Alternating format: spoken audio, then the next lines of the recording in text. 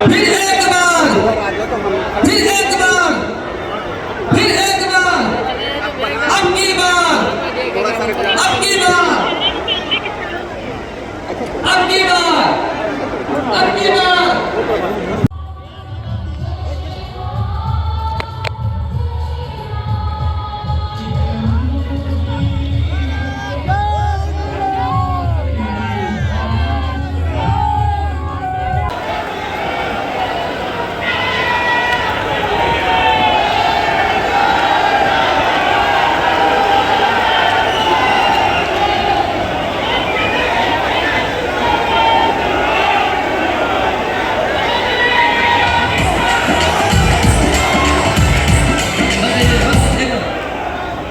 स्वामीनारायण छपलिया के महाराज जी की तरफ से प्रसाद आया है। स्थानीय विधायक प्रभात वर्मा जी, माननीय गृह कीर्तिवर्धन सिद्दीकी को जिताओगे क्या?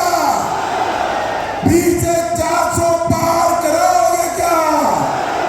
मोदी जी को तीसरी बार प्रधानमंत्री बनाओगे क्या? तो मेरे साथ दोनों हाथ उठाइए दोनों हाथ, विजय के संकल्प की मुट्ठी पीछे और प्रचंड आवाज से बोलिए, भारत माता की जय श्री राम, जय श्री राम, वंदे वंदे। भाई एक बच्चा यहाँ तस्वीर लेकर खड़ा है, उसके पास से तस्वीर लेकर मुझे पहुंचा दो जरा, बेटा दे दो तुम। किया सदन के विधायक श्री प्रतीक भूषण सिंह का भी आगमन मंच पर हुआ। हम सभी लोग उनका भी एक बार सम्मान करें, स्वागत करें तालियां बजा करके।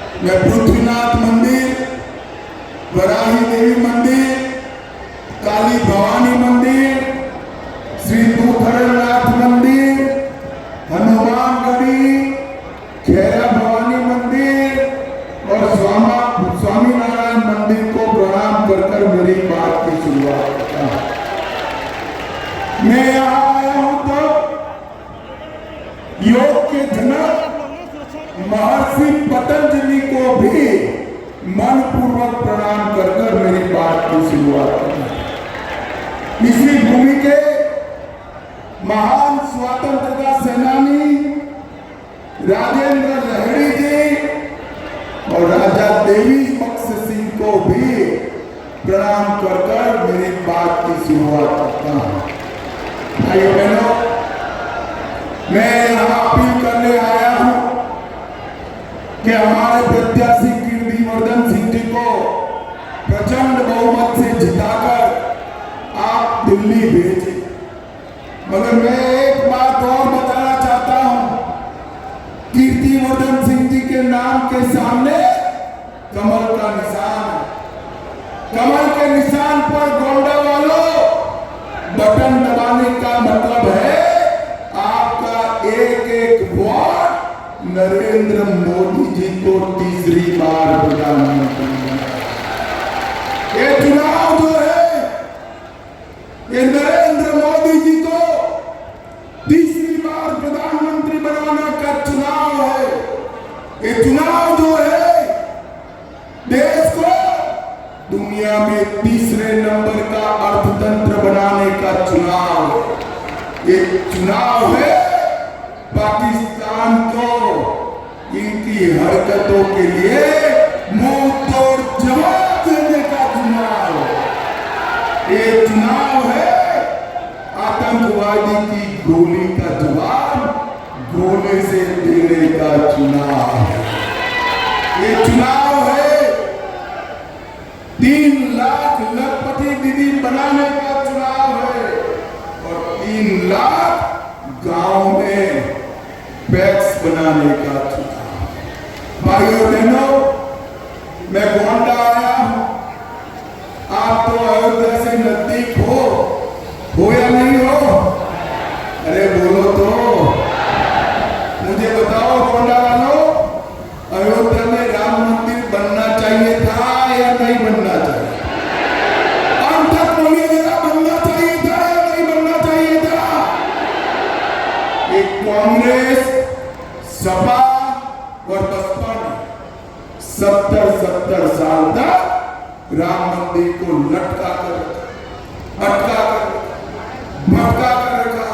मोदी जी ने जब आपने दूसरी बार प्रधानमंत्री बनाया, मोदी जी ने 5 ही साल में केस भी जीता, भूमि पूजन भी किया और प्राण प्रतिष्ठा कर कर जय श्री राम। मगर भूलना मत गोंडा वालों, कार सेवकों पर गोली चलाने वाली यही समाजवादी पार्टी थी। ये चुनाव जो है राम भक्तों पर गोली चलाने वालों का और राम मंदिर बनाने वालों के बीच में आपको तय करना है। गोंडा वाले गोली चलाने वाले के साथ है या मंदिर बनाने वाले के साथ? जोर से बोलो जरा, किसके साथ हो? अरे अखिलेश और राहुल बाबा अभी 2 शहजादे घूम रहे हैं। जब उनको प्राण प्रतिष्ठा का निमंत्रण दिया, दोनों ने इनकार। वो नहीं गए। क्यों नहीं गए? क्योंकि वो अपनी वोट बैंक से डरते हैं। उनकी वोट बैंक कौन है मालूम है गोंडा वालों? मालूम है ना? आप लोग नहीं हो। उनकी वोट बैंक अलग है, वो उनसे डरते हैं। मगर चिंता मत करो, भारतीय जनता पार्टी वाले वो वोट बैंक से नहीं डरते हैं। हमने सिर्फ राम मंदिर नहीं, औरंगजेब ने तोड़ा हुआ बाबा विश्वनाथ का कॉरिडोर भी फिर से मोदी जी ने बनाया, महाकाल का कॉरिडोर बनाया और सोमनाथ का मंदिर भी सोने का बनने का काम चालू हो गया है। भारतीय जनता पार्टी की सरकार है। ये अभी के सपा बसपा वाले कहते हैं राम मंदिर बेकार बना।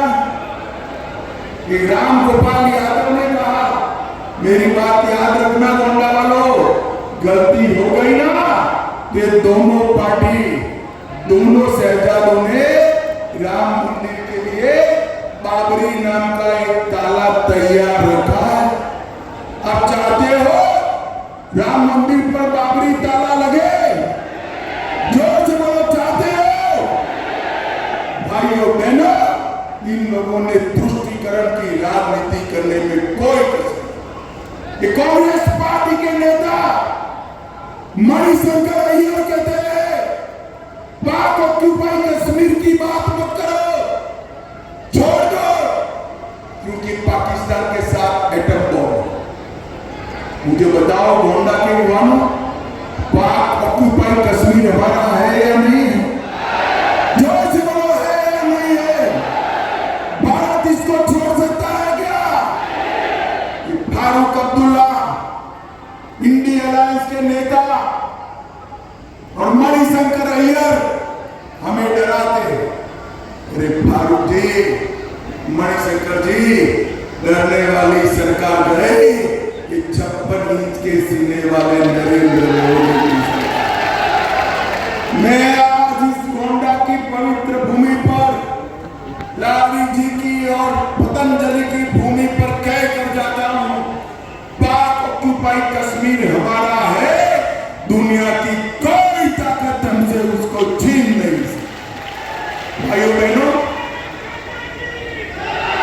मुझे बताओ, धारा 370 हटानी चाहिए थी या नहीं हटानी चाहिए? अरे जोर से बोलो भाई।